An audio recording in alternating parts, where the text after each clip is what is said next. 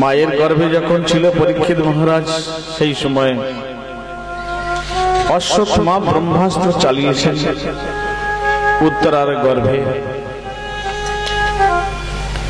সেই সময় ভগবান উত্তরার গর্ভে গিয়ে গর্ভের মধ্যে প্রবেশ করে গর্ভগত শিশু তাকে রক্ষা করার জন্য ভগবান সুদর্শন দ্বারা ভগবান রক্ষা করেছেন।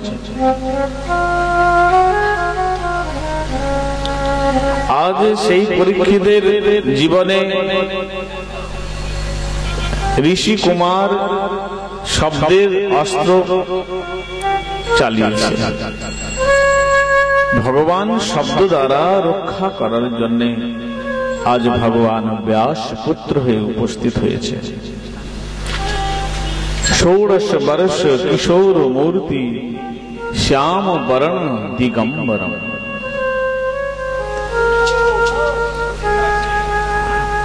আজ এখানে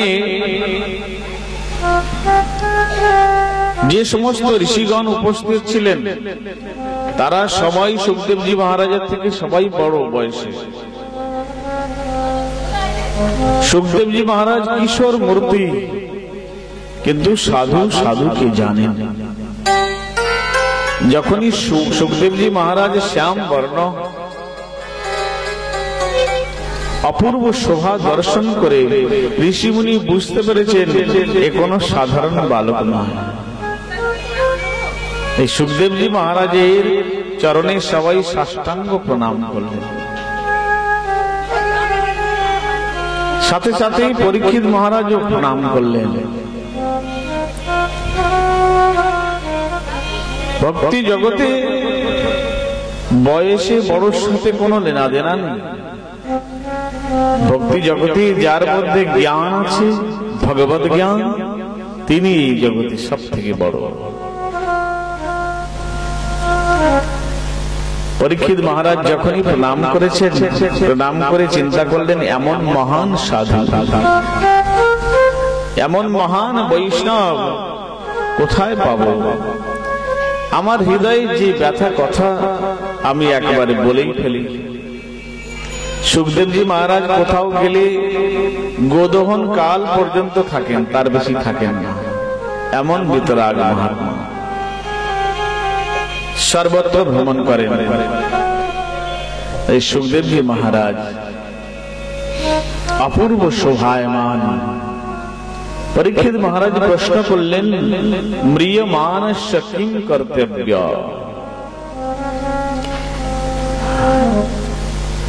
আমাদের প্রত্যেকের হৃদয়ে যা কিছু চলে শব্দের দ্বারাই তা প্রকাশিত হয়। যারা জ্যোতিষ বিদ্যা করেন তারা একটা শব্দেই বুঝতে পারে এই ব্যক্তির মনের মধ্যে কি চলছে। তাই যেমন শ্রোতা তেমন বক্তা। বরিয়ানি সতী প্রশ্ন। পরীক্ষিত মহারাজ বলেননি যে আমার মৃত্যু ভয় হয়েছে, আমি বাঁচতে চাই, আমার মৃত্যু ভয় থেকে আপনি মুক্তি করুন। সপ্ত দিবসে সর্বদংশনে মৃত্যু সুনিশ্চিত হয়েছে, তাই আমি বাঁচতে চাই, তা বলেন। বলেছেন মরণ ধর্মা প্রাণীর কি করা উচিত। অর্থাৎ সুখদেবজি পরীক্ষিত মহারাজ সার্বজনিক প্রশ্ন করেছেন, নিজের জন্য নয়, সমস্ত প্রজাগণের জন্য প্রশ্ন করেছেন, সবার জন্য। যার মৃত্যু সামনে উপস্থিত তার কি করা উচিত। হতে পারে আপনারা 1000 বছর বেঁচে থাকবেন,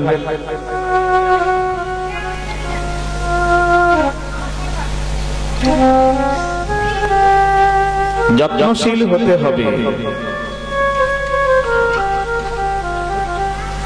বুঝতে পারছেন না, না বুঝেই তো মানুষ সবকিছু করে। বোঝা যাচ্ছে না। এই জগতে পদ প্রতিষ্ঠা পাওয়ার জন্য মানুষ কত চেষ্টা করে, একটা চাকরি পাওয়ার জন্য কত লেখাপড়া, কত কি করতে হয়, তারপরে চাকরি, কত যত্নশীল হতে হয়, তারপরে। তেমনি ওই জগৎটা জানার জন্যও মেহনত করতে হবে, আর ওই জগতে যাওয়ার জন্যও মেহনত করতে হবে। যেমন এই জগতে কিছু পাওয়ার জন্য মেহনত করতে হয়, তেমন ওই জগতে জানার জন্য, যাওয়ার জন্যও তপস্যা করতে হবে। বিনা তপস্যা কোনো কিছু পাওয়া যাবে না।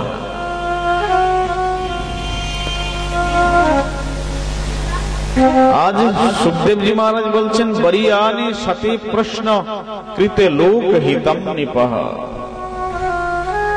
আত্মা বিসম্মতঃ পুংসা শ্রোতব্যাদিষু পর। পরীক্ষিত, তুমি রাজা, তাই তোমার প্রজাগণের খেয়াল সর্বদাই রয়েছে।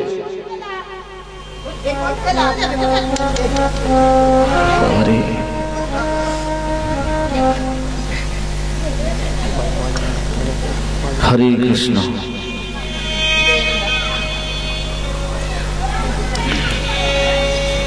বরিয়ানে সতে প্রশ্ন কৃত লোক হিতম নিভ আত্মা বিসম্মত পুংসাম শ্রোতব্যাদিষু পর।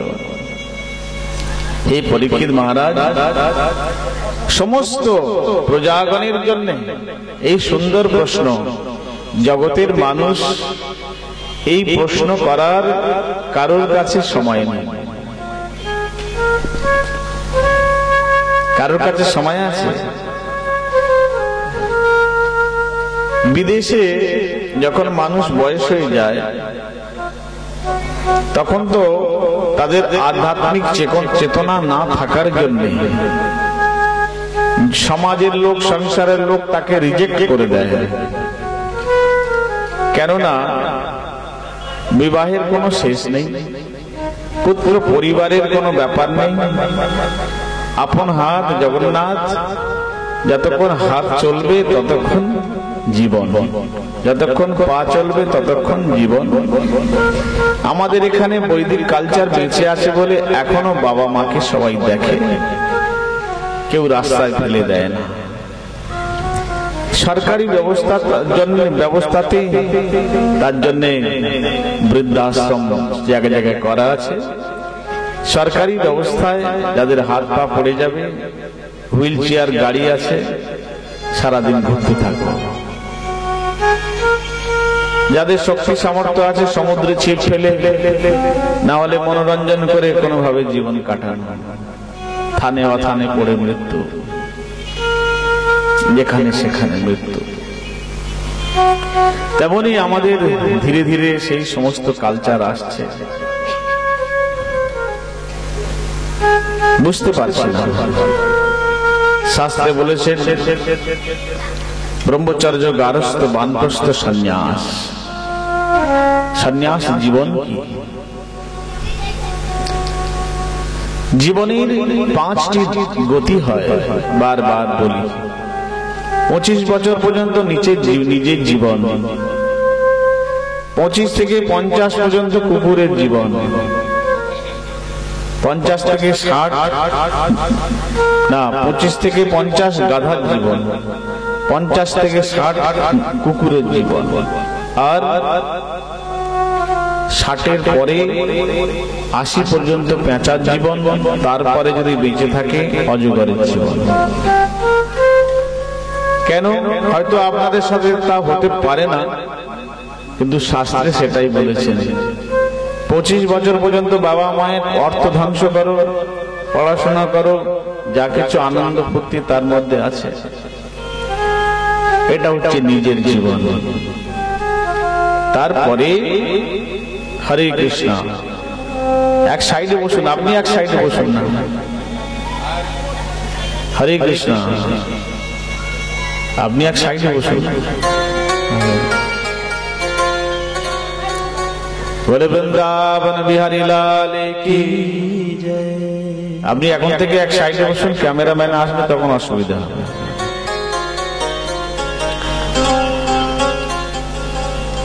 बोले वृंदावन बिहारी लाल की जय। जय जय श्री राधे।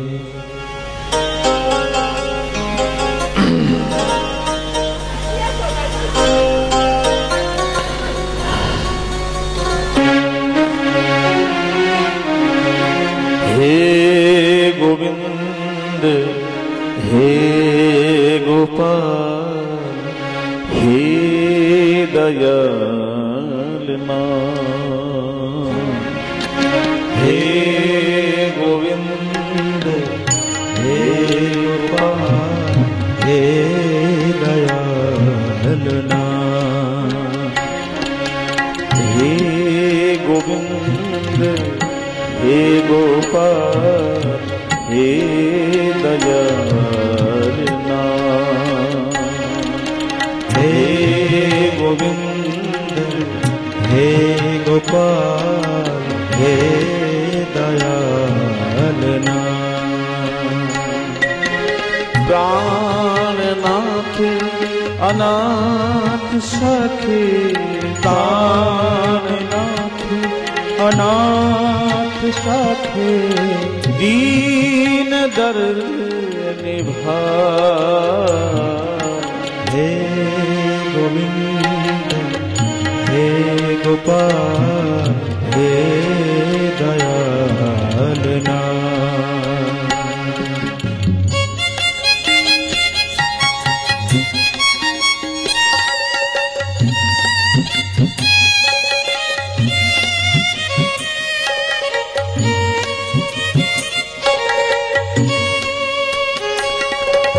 हे समरथ अगम्य पुराण हे समरथ अगम्य पुराण मोह माया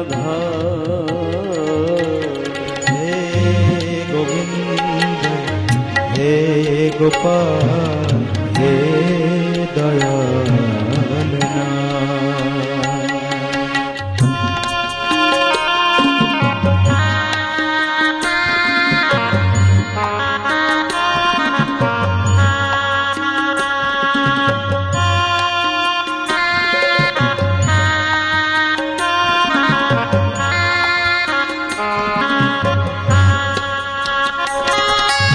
अंधकूप महाभयानक अंधकूप महाभयानक नानक पारुतार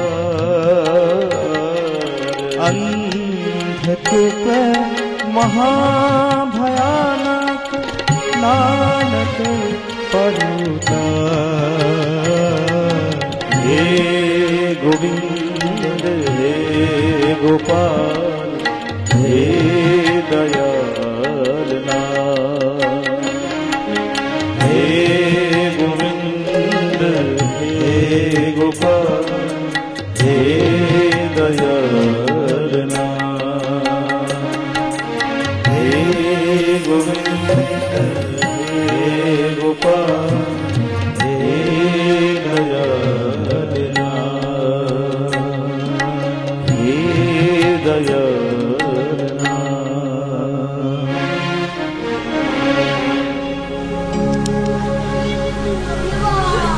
चित्त चंचल होले कोनो काजই সম্ভব না।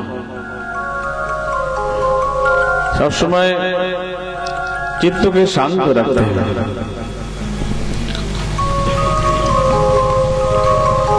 তো জীবনকে বুঝতে হবে, একান্তে বসে নিজেকে মন্থন করতে হবে কি করা উচিত জীবনের জন্য। কারোর কাছে সময় নেই, বয়স হয়ে গিয়েছে, দেশের সরকার আমাকে বাদ দিয়েছে, সময় পুরো হয়ে গিয়েছে, তারপরে আমার মধ্যে চেতনা জাগৃত হচ্ছে না, বাস পড়ে আছে। তো শাস্ত্রে কেন বলেছেন এই গাধার জীবন 25 থেকে 50? কেন? বলে যখন বিবাহ হয়ে যাবে সারাদিন মেহনত করো, শুধু টাকা চাই, টাকা চাই, সকাল থেকে সন্ধ্যা পর্যন্ত টাকা, স্বর্গ টাকা, ধর্ম টাকা হি পরমম তপ।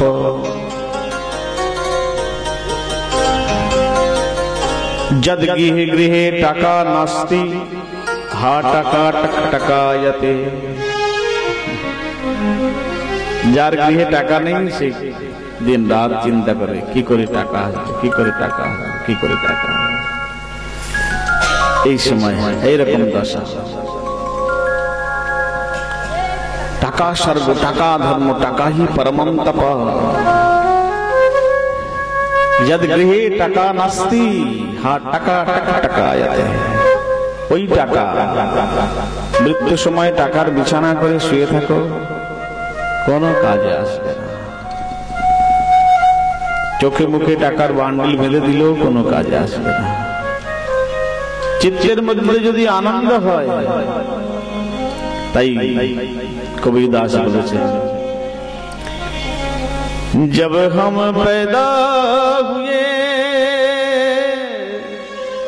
जगी हंसे हम रोए, ऐसी ऐसी करनी कर चलो, अरे हम हंसे जग रोए।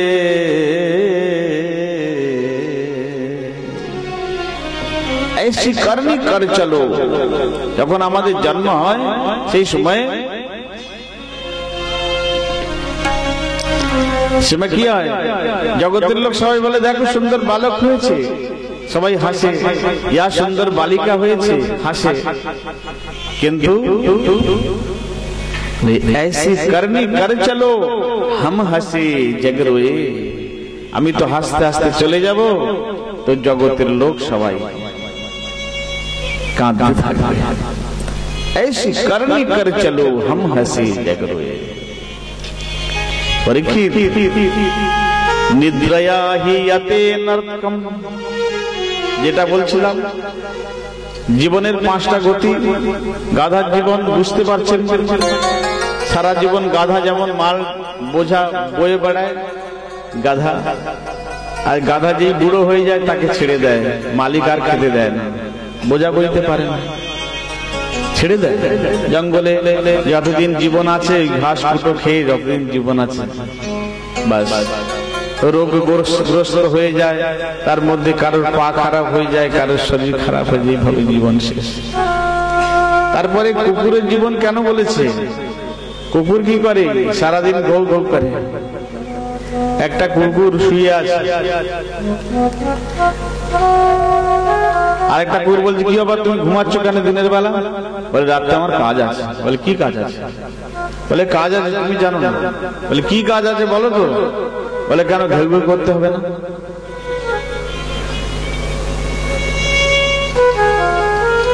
যত বলো ছেলে মেয়ে কোনো কথা শুনবে না।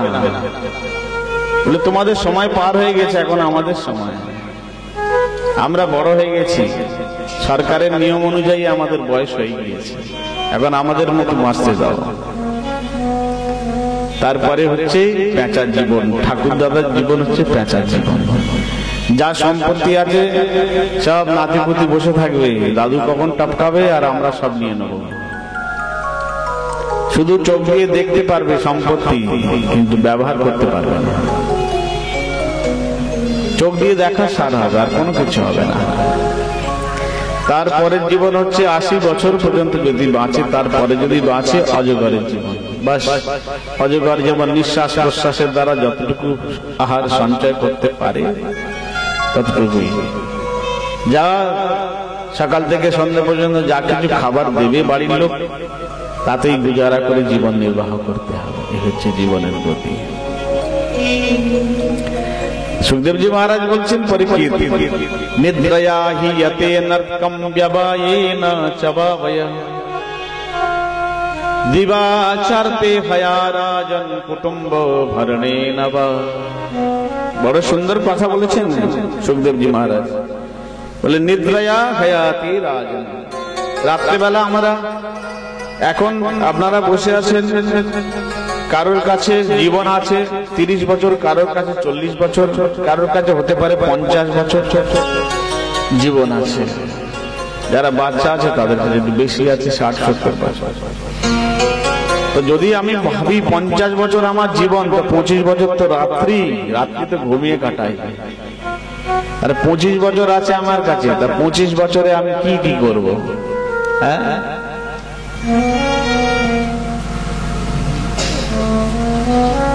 ভাগবত কথা মানে লাইফ ম্যানেজমেন্ট। জীবনকেও সাজাতে হবে। এই জীবনে আমার কি কি কাজ বাকি আছে আর কি কি কাজ আমাকে করতে হবে, জীবনটাকেও সাজাতে হবে। সময় অনুযায়ী যেটা ছাড়া সেটা ছেড়ে দিতে হবে, তাকে ধরে রাখলে হবে না। যখন সময় পুরো হয়ে যাবে তখন সব কিছু ছেড়ে গুছিয়ে দিতে হবে, তা না হলে পস্তাতে হবে। তাই সুখদেবজি মহারাজ বলছে রাত্রে সবাই ঘুমিয়ে কাটে। নিদ্রায়া হি আতেনা নর্তকম ব্যবায়েনা চবাবয়া। কিছু লোক ব্যবহার, বাস বন্ধু বান্ধব আত্মীয় পরিজন, সকাল হলে ওই ভিড় দুনিয়াদারি ওই করতে করতে আত্মীয় পরিজনের সাথে থাকতে থাকতে পুরো জীবন শেষ হয়ে যায়। কে আমি? মনুষ্য জন্ম হয় অত্যন্ত রহস্যময়, কে জানে সে আত্মপরিচয়? সাধু গুরু কৃপা দ্বারে যে জন জানিতে পারে, সেই জন শ্রেষ্ঠ অতিশয়। যার মধ্যে চিন্তা আছে আমি এসেছি কোথা থেকে আর কোথা যাব, ছিলাম কোথায়, এলাম হেথায়, আমি কোথা যাব তা জানি না। সাধু শাস্ত্র বাণী কতই যে শুনি, বুঝেও বোঝা গেল না। আনাগোনা সার সকলই অসার, বুঝাইলে তো বুঝি না। যেতে হবে ঠিক, সবই যে বেঠিক, সঠিক জানা গেল না।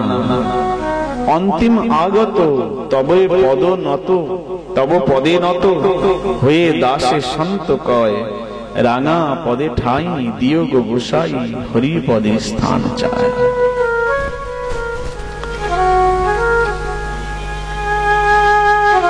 হে পরীক্ষিত, যদি কোনো ব্যক্তি মৃত্যু ভয় থেকে যদি মুক্তি হতে চায়, তাহলে মাধবের চরণে সম্পূর্ণরূপে আত্মসমর্পণ করতে হবে।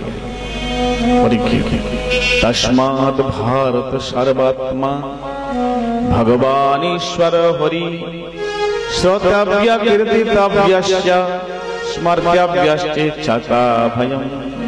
ভগবানের কথা খুব শোনো, খুব শোনো, শোনো, শ্রবণ করো। শ্রবণ করতে করতে করতে করতে প্রীতি প্রেম উৎপন্ন হবে। শ্রবণ করতে হবে।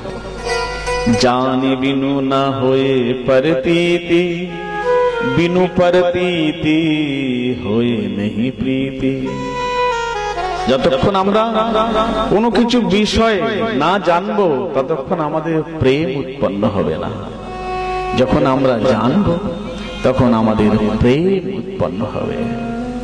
তেমনি ভগবানের কথা শ্রবণ করতে করতে করতে করতে তারপরে ভগবানের প্রতি আমাদের প্রেম উৎপন্ন হবে। একটা লোহাকে বাঁকাতে গেলে লোহার কি করে? প্রথম আগুনের মধ্যে দেয়, হাত যখন একদম লাল হয়ে যায় তখন তাকে মারো হাতুড়ির সাথে সাথে বেঁকে যাবে। এমনি বেঁকবে না, সহজে বেঁকবে না লোহা।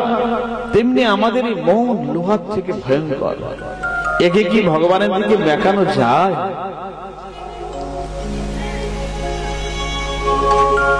যখন ভগবানের কথা খুব শুনবে, খুব শ্রবণ করবে, শ্রবণ করতে করতে তারপরে যখন মনটা একদম বিগলিত হয়ে যাবে, সেই সময় হাতুড়ি মারতে হবে।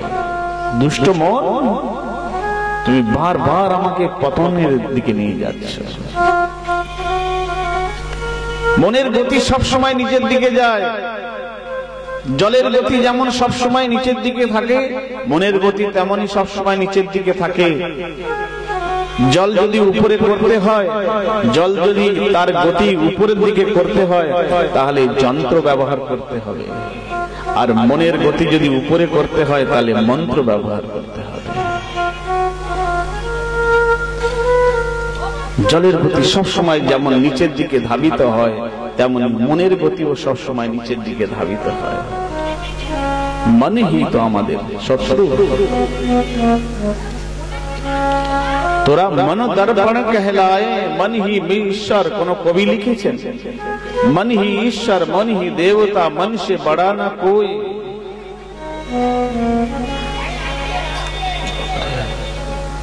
বৃন্দাবন বিহারী লাল কি জয়। দেখুন, যখন আমরা অক্সফোর্ড ইউনিভার্সিটিতে পড়ব, যেমন বড় ইউনিভার্সিটি, তার শিষ্টাচারটা সেই রকম কঠোর হয়, তেমনি আমরা ভাগবত কথা শ্রবণ করতে এসেছি, মনে রাখতে হবে।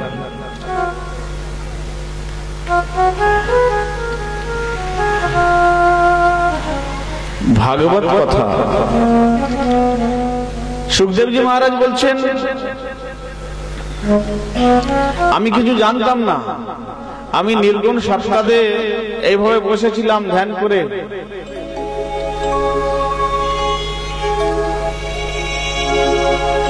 নির্গুণ সত্তাতেও আনন্দ আছে, কিন্তু কেমন আনন্দ? যেমন খালি মুখ, মুখের মধ্যে রস, এটার দ্বারা আনন্দ, কিন্তু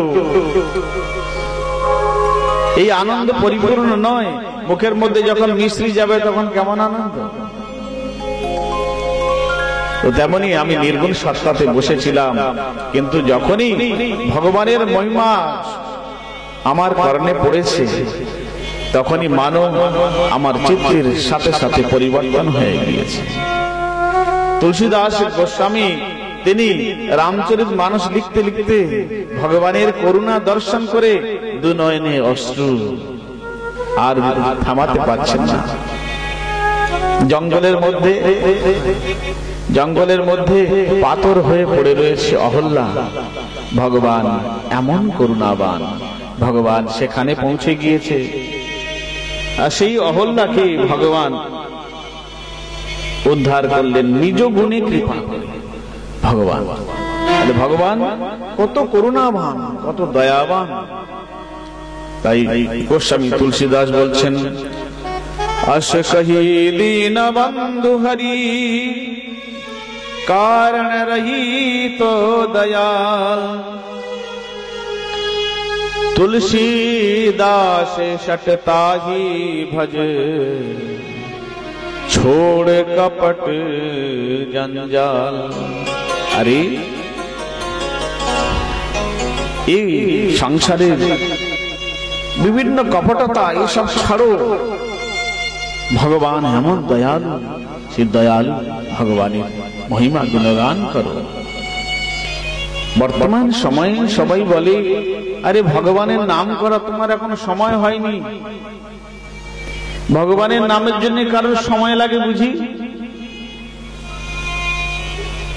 কিছুদিন আগে যখন করোনা হয়, সেই সময় বৃন্দাবনে ছিলাম। এত আত্মীয় পরিজন, এত জানা পরিচয়, নিজের পত্নী,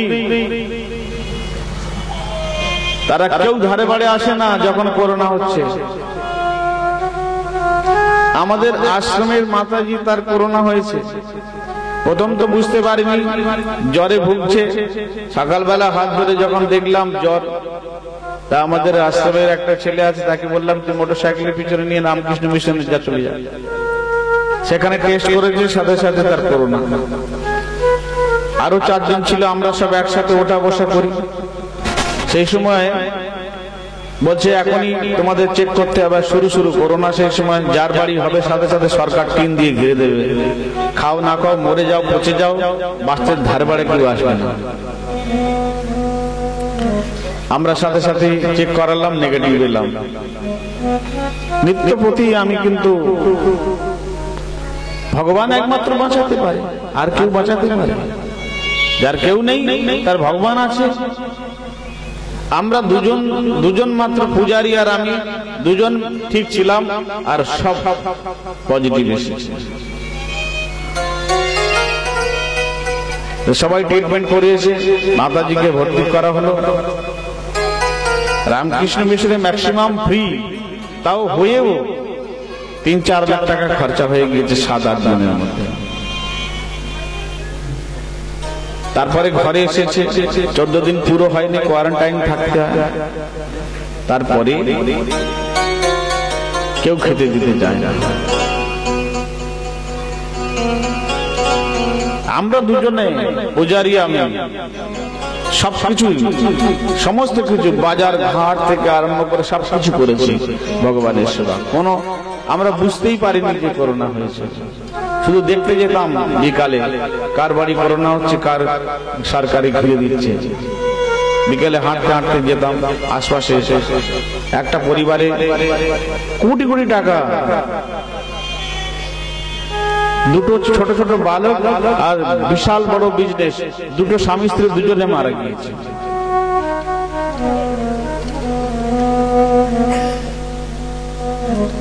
মৃত্যুর পাহাড় হয়ে গিয়েছে। আমি দেখেছি সময় কেমন ভয়ঙ্কর স্থিতি।